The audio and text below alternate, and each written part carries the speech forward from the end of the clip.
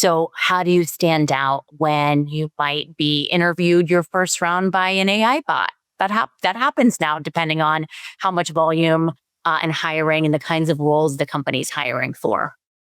But I think, AI, HRIS, they're using keyword searches, right? So if you're applying to a specific position, being able to tweak your resume every time you apply to a job.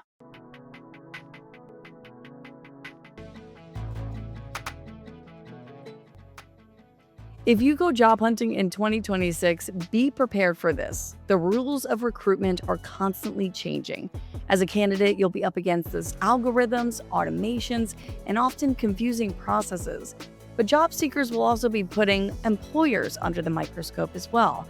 In fact, SHRM's just released 2026 State of the Workplace Research Report reveals 72% of HR professionals and executives acknowledge that workers today have higher expectations for employers than in the past. Now, it's important more than ever for job seekers to be strategic and informed. In this episode, we're talking about hurdles job seekers encounter throughout the recruitment process, strategies on how to overcome them, how to master the interview process, and ultimately stand out as that star candidate. To walk us through this conversation, we have Kristen Freeman Johnson. She is the Regional Director of Beacon Hill Staffing Group. And Kristen, welcome to All Things Work. Thank you so much for having me, Anne. I'm excited to be here. And we are chatting about one of my favorite topics. The perspective I can offer is I manage 5 different offices across the East Coast for Beacon Hill. So we're a large national staffing firm.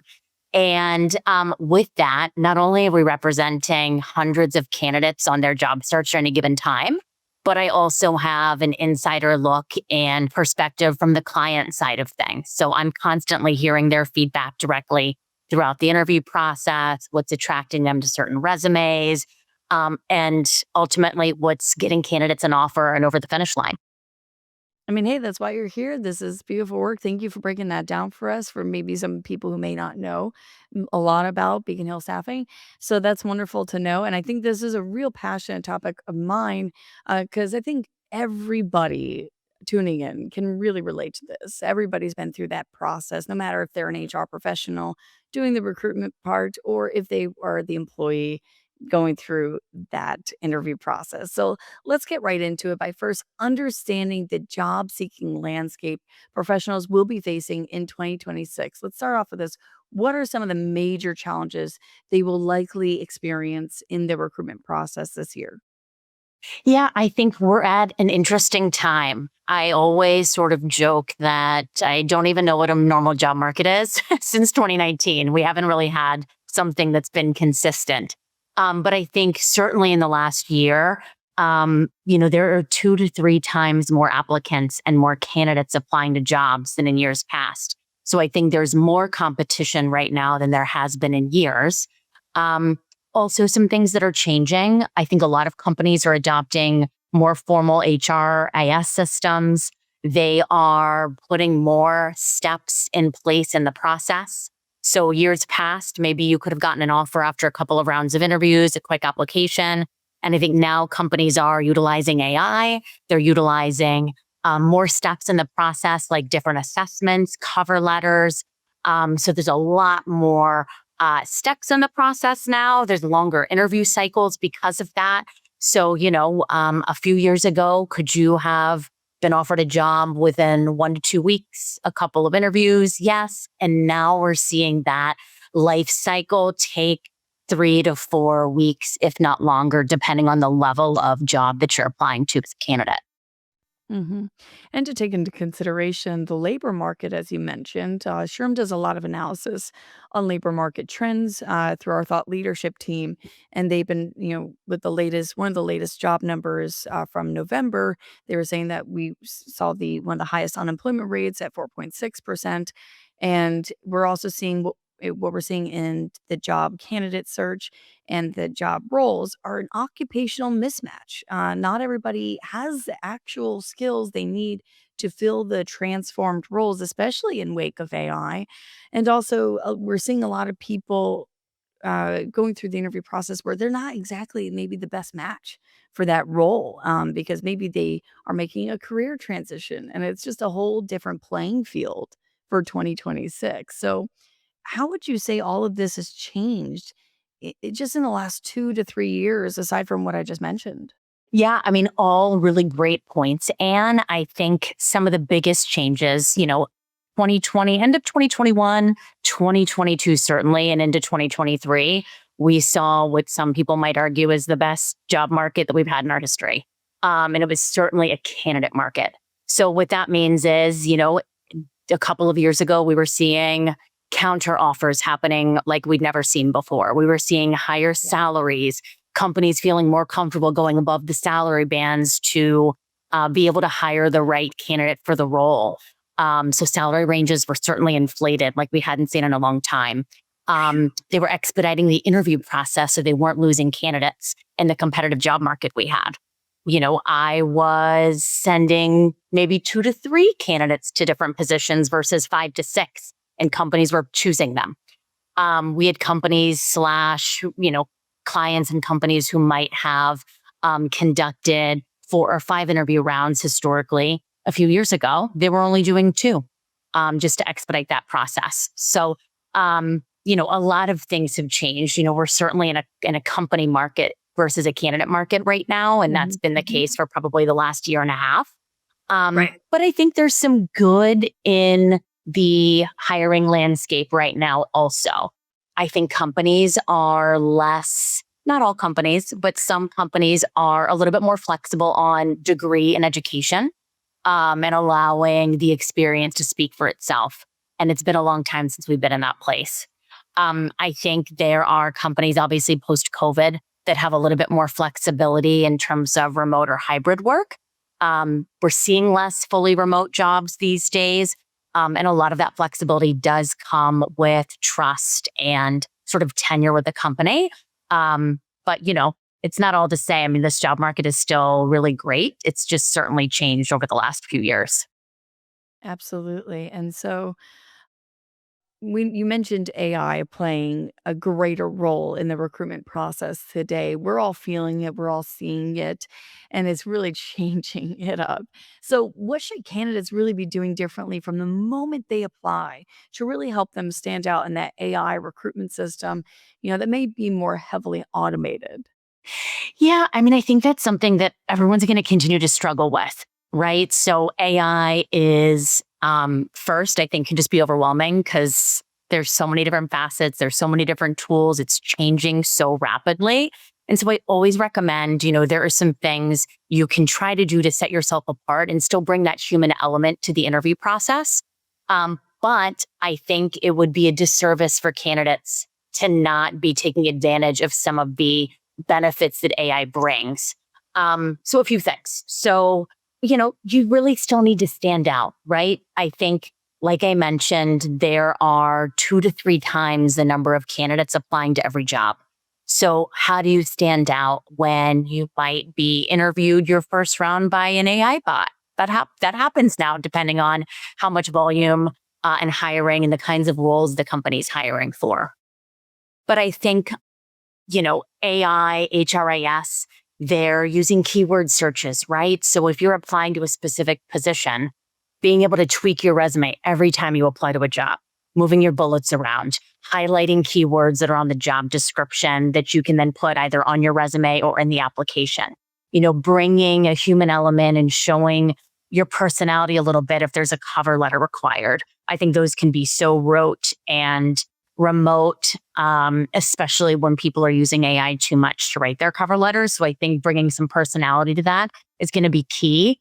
I recommend too, we have LinkedIn, we have all these resources available to us. So do you have any common connections with someone who has worked at the company you're applying to, or someone who is still there, who you might know, you might be able to engage with, or sort of get a little inside scoop on what it's like or what the interview process is like?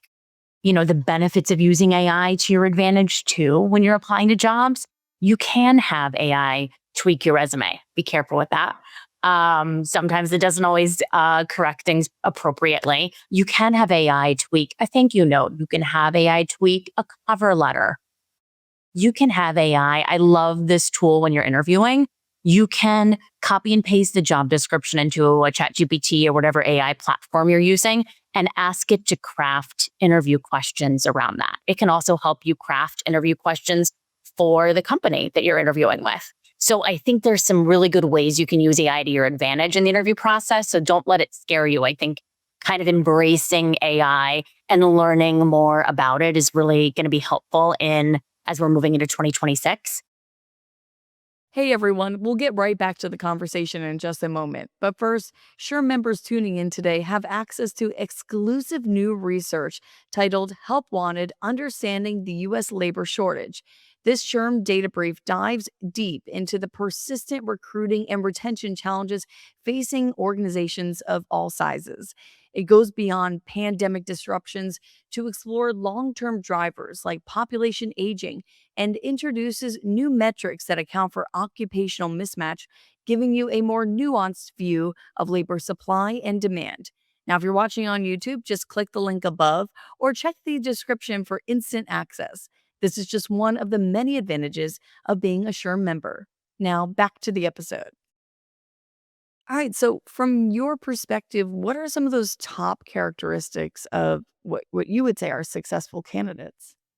Yeah, and I always tell people that like the interview process starts the moment you apply, right? So I think as a good candidate, you want to be organized. I always recommend having an Excel or a Smart Sheets or a Google Doc of all the jobs you're applying to.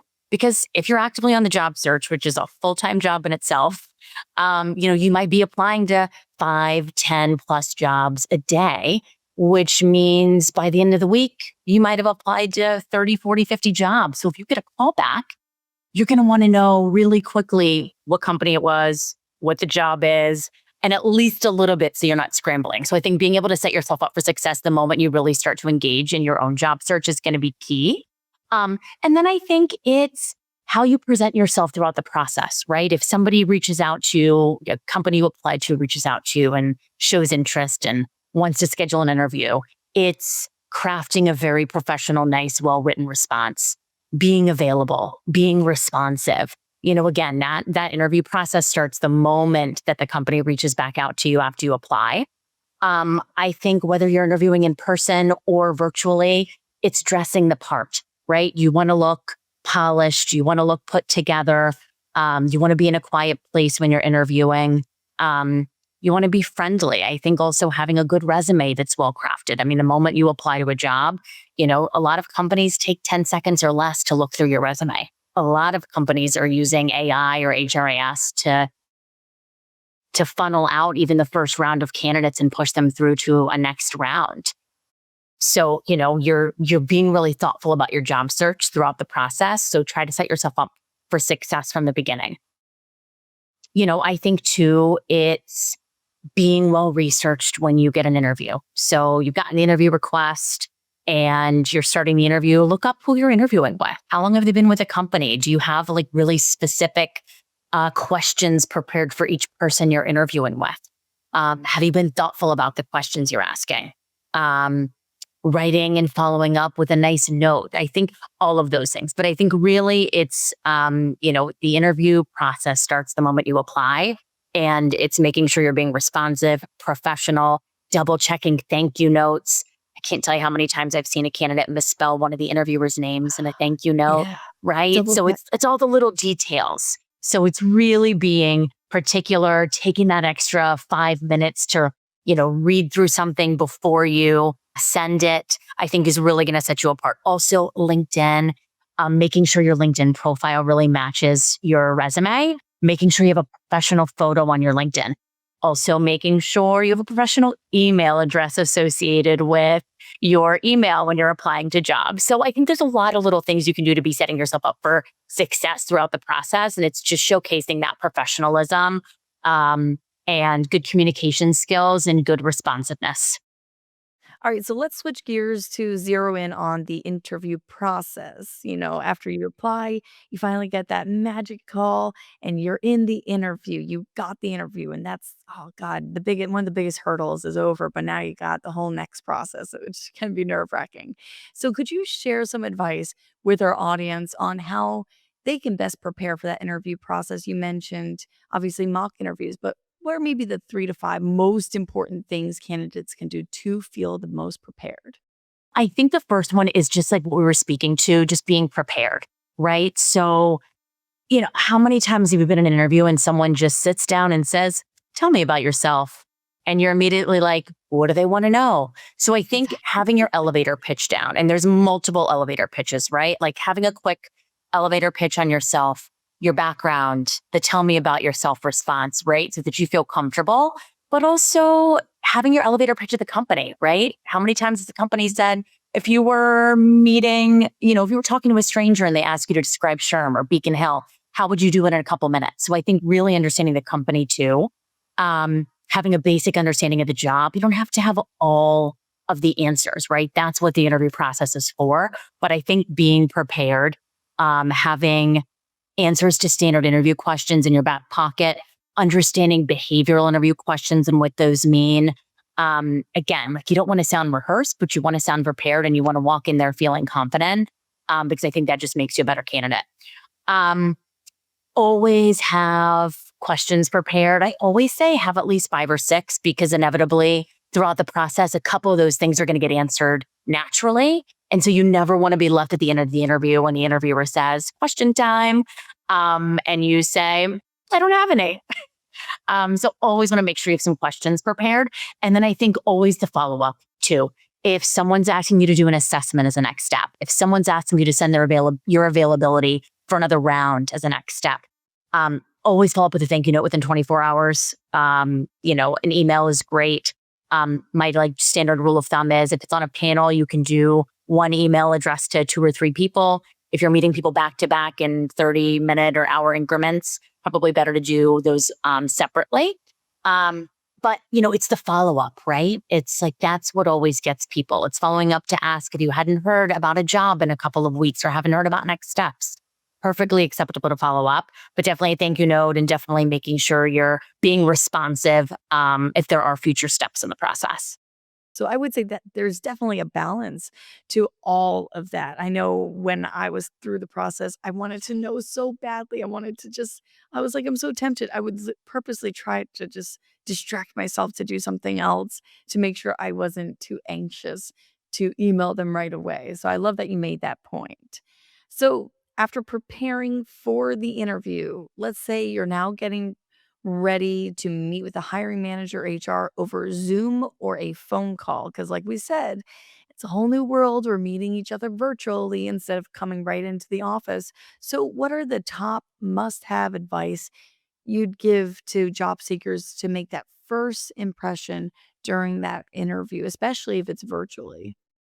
Yeah, great questions. I mean, I think the greatest advice I received, and we give this to all of our candidates, is like your job. And if you're going in person, that interview starts the moment you walk in the building security. You never know who you're going to be on the elevator with.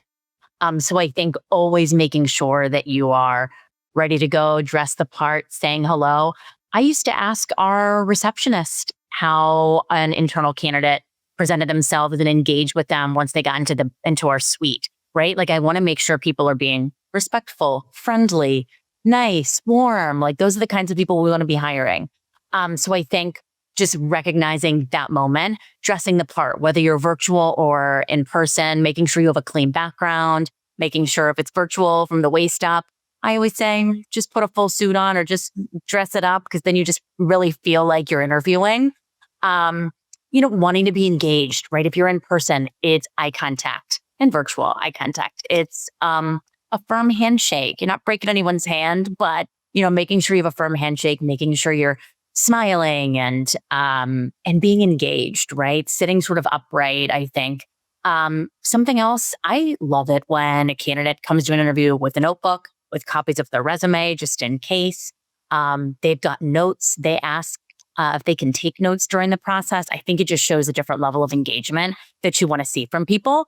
And then I think the big piece of advice is listen to what the interviewer is asking, right? Sometimes it's a multi-pronged question and you're so focused on the first one that you totally forget to answer the second part or forget what it is. And I think, Anne, you were just mentioning this, you might get tripped up Like an interviewer might ask you a question that it really has you stumped. And I think instead of saying, and just panicking, it's perfectly okay to say, that is such a good question. Do you mind if I just take a second and think about that? Like that is so much better than giving a lot of or feeling like you're lost and flailing because it's hard to recover from those things. So I think those are the things, right? And then obviously a good follow up, right? Follow up email. It's perfectly acceptable to ask about next steps once you wrap up that first round or second round. And just making sure you're following up with a well crafted thank you note, grammatically correct. Ideally, you're mentioning something personal or something that was specific to your conversation with the interviewer. And I think, too, everyone loves to talk about themselves.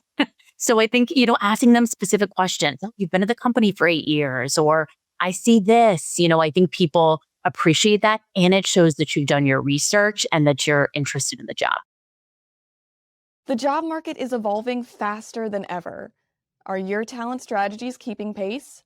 Join us in Dallas, Texas, April 19th until the 22nd at SHRM Talent 2026 and dive into AI integration, essential skills, development, and the future of work. Learn more at shrm.org/talent26-podcast. And so, it also comes down to culture, workplace culture. And I think that's one of the toughest things job seekers are trying to figure out through the process. They're thinking, what is this place really like? Because I see the job description, but what do they do? What are they like inside and out? What's that culture feel like? So, what are some key questions job seekers should be asking themselves in order to help clarify what matters most to them in that workplace culture? Yeah. Uh, Another really great one. And I think this is a hard one to answer because everyone's buying cues are different. What matters to me in my job search might be totally different for you. And so I think it's important for every job seeker to sort of take inventory of their top 3 to 5. Is it benefits? Is it flexibility? Is it culture? Is it room for growth? Like whatever it might be, make your list. Also, being understanding that you're probably not checking off all those boxes, but at least you can understand your priorities and like what's important to you. Somebody might be okay taking a slightly lower salary if there's a 401k match, or if they can leave at 4:30 every day to do pickup, right? Like there's just different things and different things that people need. So I think understanding that.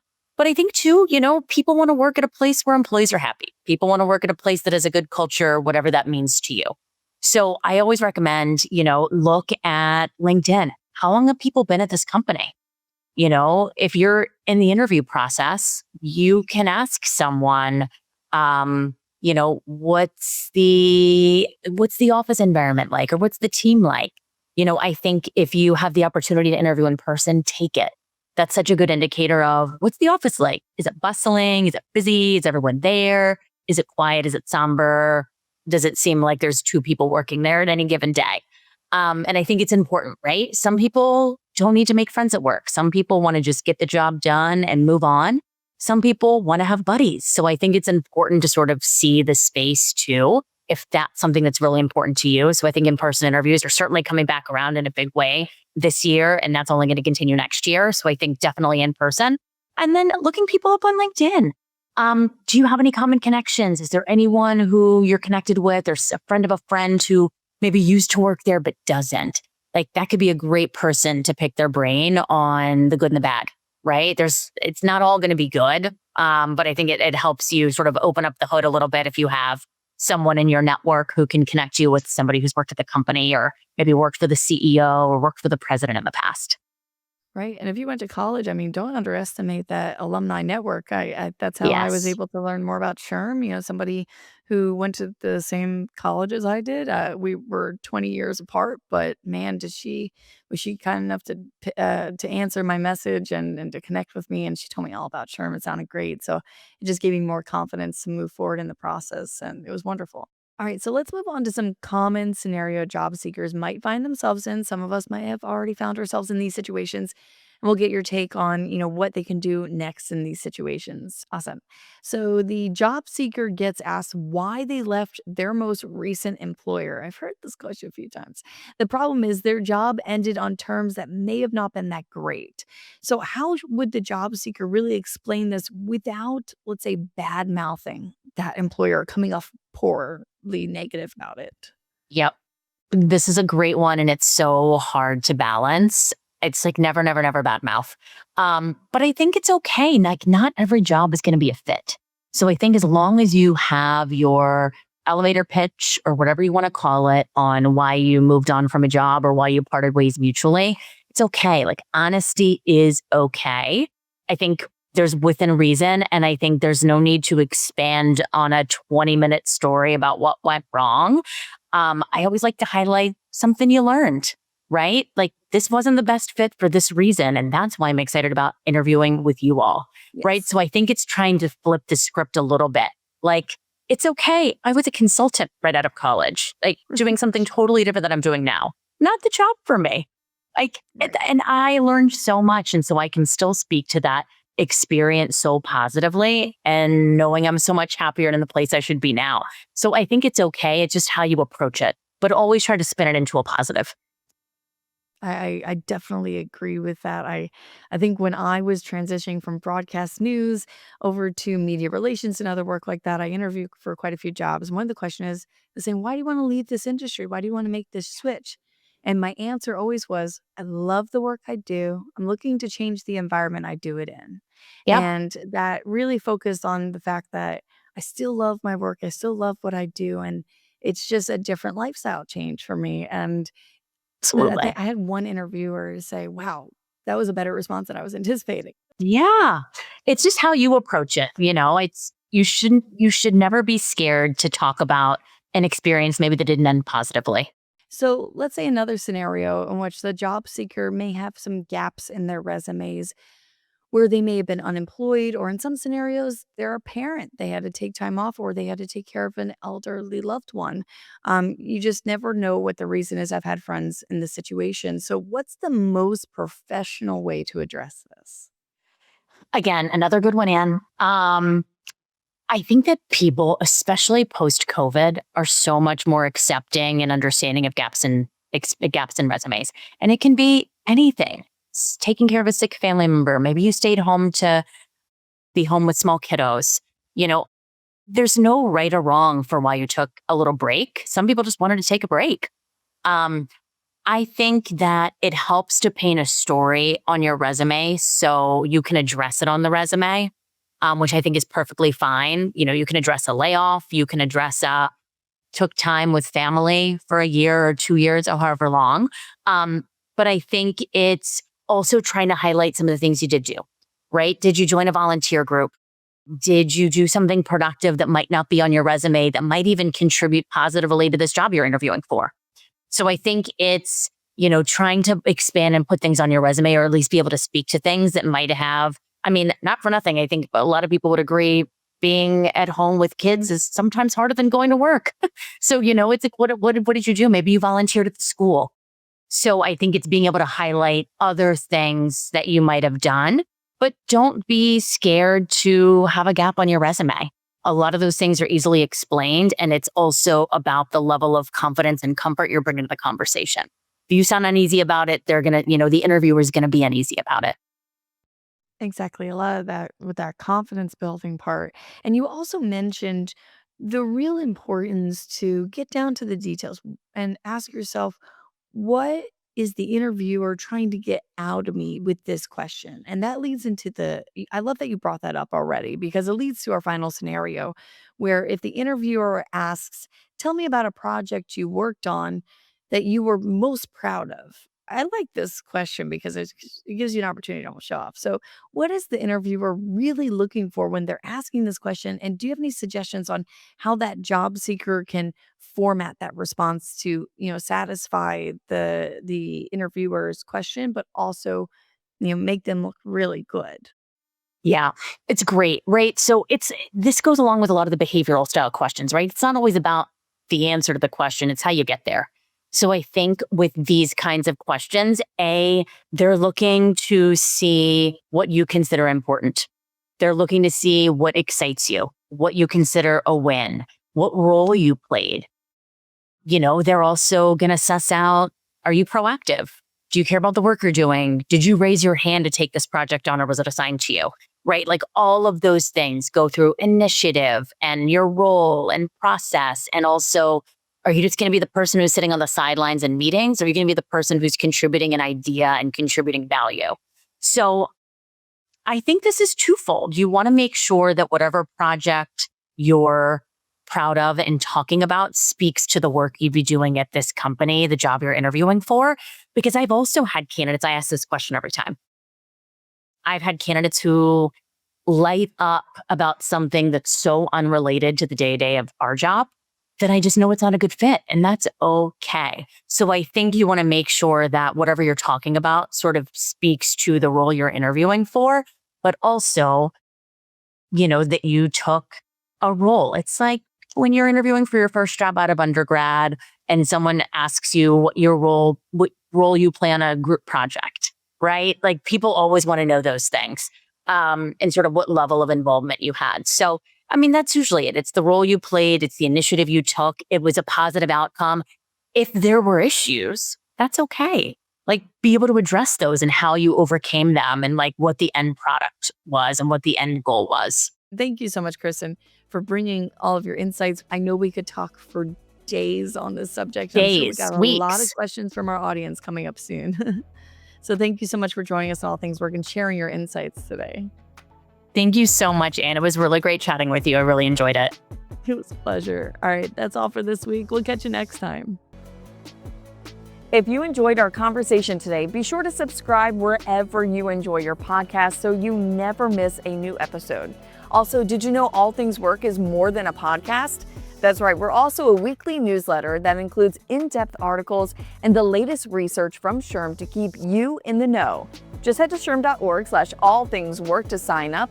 Plus, follow SHRM on social media to view the latest clips and join the conversation on game-changing topics that are redefining the world of work. SHRM.